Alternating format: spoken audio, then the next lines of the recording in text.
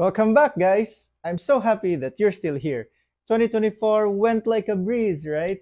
I hope you enjoyed every minute of it. Did you enjoy the holidays? I know I did. I enjoyed eating a lot. So ngayon, parang nagigilty na ako. I'm sure kayo din ano. So now, I will teach you how to lose all those accumulated belly fats so that you can face 2025 healthy and strong. So first up, we are going to talk about BMI. Ano ba itong BMI? Then, I'm going to give you the 3 most effective diets in the world to lose those gains in just 8 weeks. And you will be looking good in March, ready for summer bod na naman. Are you ready? Let's dive in.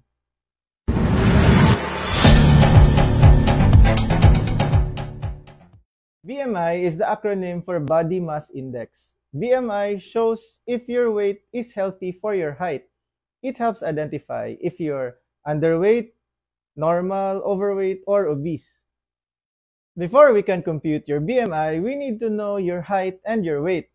The formula is weight in kilograms divided by height in meters squared, just like this one. If you want to compute, then go ahead. But for those of us who hate math, we will let AI compute it for us. Just open Google Chrome or any browser and input your weight in kilograms and height in meters, and then type compute BMI, and then click enter. Google will give you your BMI. So, for example, ako, my weight is 69 kilograms and my height is 1.7 meters. So, my BMI is 24.22. Why is this important?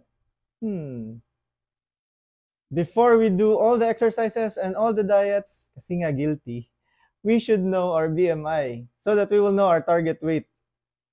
According to the Asia-Pacific guidelines, a BMI of 18.5 to 22.9 is considered normal or healthy. A BMI below 18.5 is already underweight. A BMI of 23 and above is already overweight. A BMI of 25 and above is obese 1, and a BMI of 30 and above is already obese 2. Take note ha, iba yung BMI range natin kasi Asian tayo. Iba din yung BMI range ng mga Western countries. So based on the guidelines, I'm overweight. To make me normal, I should bring down my weight to 64 kilograms. That's 5 kilos down. Wow! So what to do next? Madali lang yan. Start ka na ng diet and exercise. The 3 best diets are... Ay wait, sa susunod na naman yan na video para naman po bitin. Before I end this video, share nyo naman po ang iyong BMI sa comment section para malaman ko kung ako lang ba ang overweight o tayong lahat. Take care po. Bye!